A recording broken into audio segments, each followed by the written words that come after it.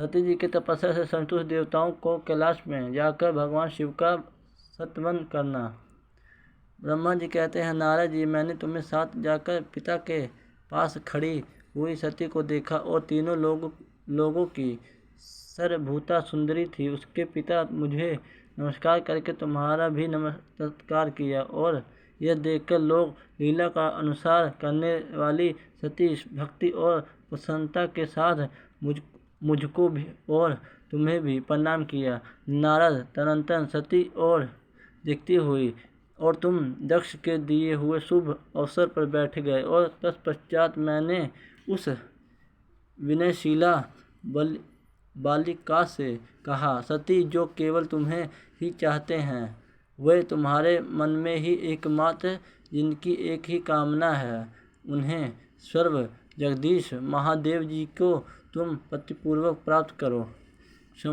शुभे, जो तुम्हारा शिवा दूसरा किसी स्त्री को पति रूप से ना तो ग्रहण कर सकते हैं ना ही करते हैं, वे धन भविष्य ही ग्रहण करेंगे। वे ही भगवान शिव तुम्हें पति हैं हो, वे तुम्हारे ही योग और दूसरों के नहीं। नारद सती से ऐसे कहकर दक्ष ने घर में ठहरा, फिर उनमें विदा ले मैं तुम दोनों को अपने अपने स्थान को चले आए। और मेरे बातों को सुनकर दक्ष को बड़ी ही प्रसन्नता हुई। उनकी सारी मानसिक चिंता दूर हो गई। उन्हें अपनी पुत्री को परमेश्वर समझकर गोद में उठा लिया। इस प्रकार से कमलोचित सुंदर लीला और विहारों से सुभूषित होते हुए भक्त वत्सला सती, जो स्वेच्छा से मान रूप धारण करके प्रकट हुई थी, कुमार अवस्था में बिताकर किंचित युवा अवस्थाओं में प्राप्त हुई सती अत्यंत तेज और शोभा से संपूर्ण उससे मनोरथ दिखाई देने लगी। और लोगों से दक्ष ने देखा कि सती शरीर में युवावस्था लक्षण प्रकट होने लगे हैं, तब उनके मन में यह चिंता हुई कि मैं महादेव जी के साथ इनका विवाह कैसे करूं।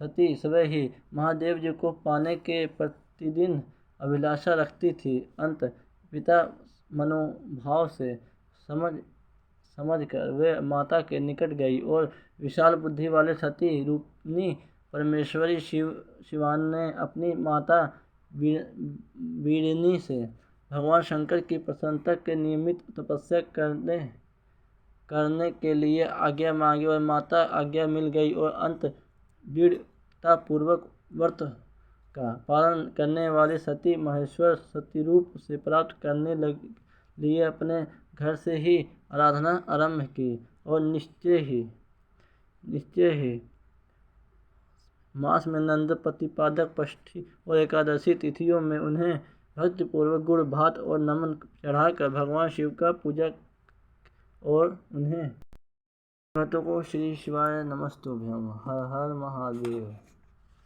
श्री शिवाय नमस्तुभ्यं, ओम नमः शिवाय नमस्कार करके उन्हें नियम के साथ वे मास को व्यतीत किया। और कार्तिक मास की चतुर्दशी को जाकर रखे हुए माला पुओं और खरीद से परमेश्वर शिव जी की आराधना करके वह निरंतर उनका चिंतन करती थी। मार्गशीर्ष से मास के कृष्ण पक्ष की अष्टमी तिथि जल तिल और चावल हरि पूजा करके ज्योतिर्मय दीप जलाकर अथवा आरती करके सती दिन बिताती थी। और शोक्ष मास के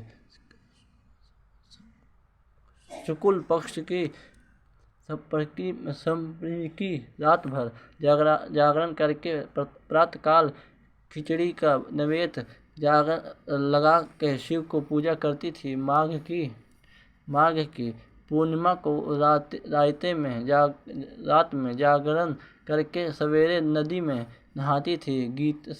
गीले वस्त्रों से तट पर बैठकर भगवान शंकर की पूजा करती थी।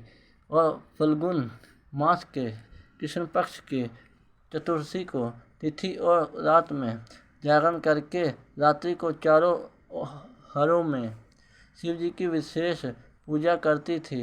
और नोटों द्वारा नाटक भी कराती थी।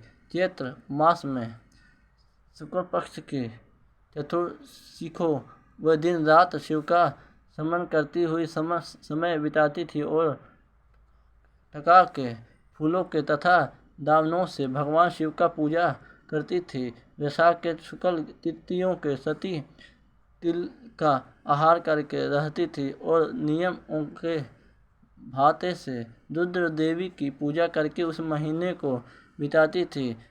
ज्येष्ठ की पूर्णिमा को रात को सुंदर वस्त्रों तथा भटकैया के फूलों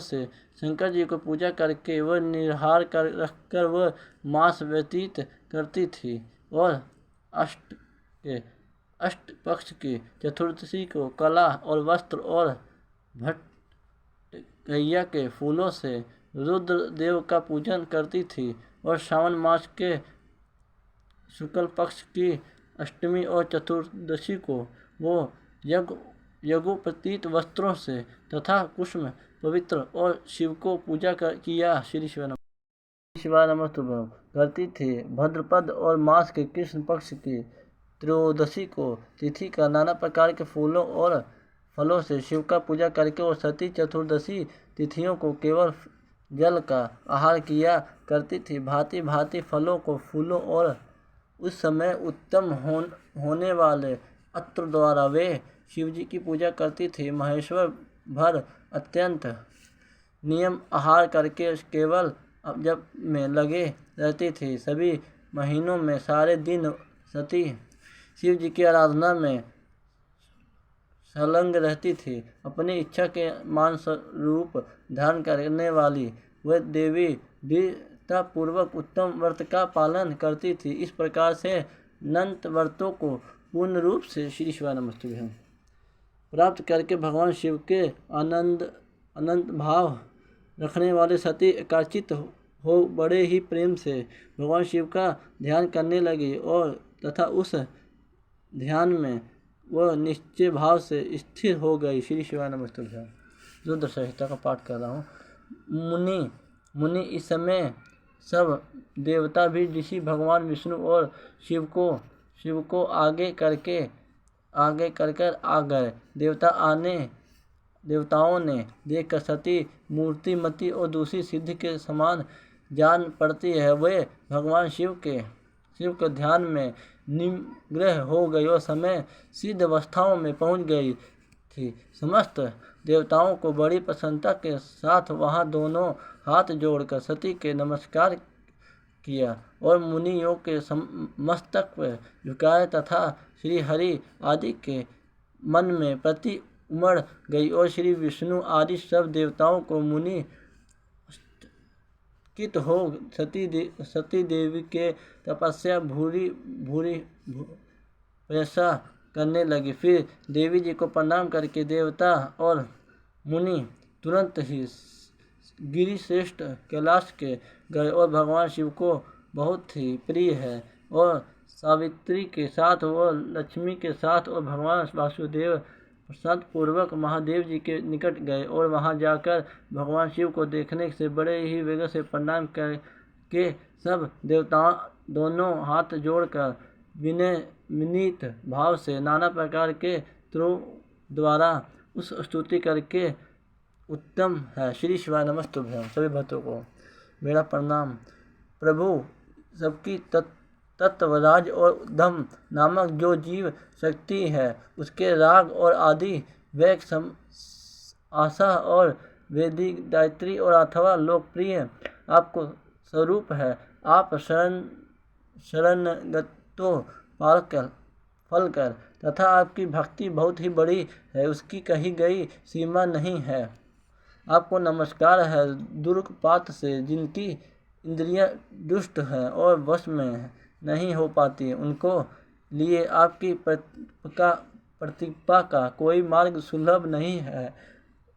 सदा भक्तों को उद्धारण में तत्पर रहते अपना तेज छिपा हुआ है और आपको नमस्कार है। आपकी माया शक्ति रूप और जो बहुबुद्ध बहुबुद्धि है, उनका आत्मा स्वरूप क्षण गया है।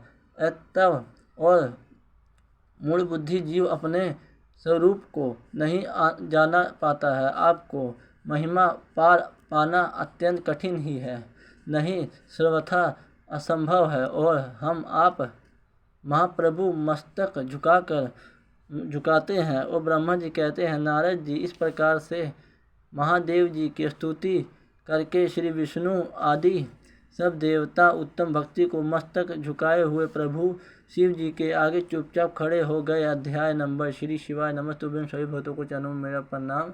शिव कथा जरूर सुने, लाइक करें, सब्सक्राइब करें, शेयर करें।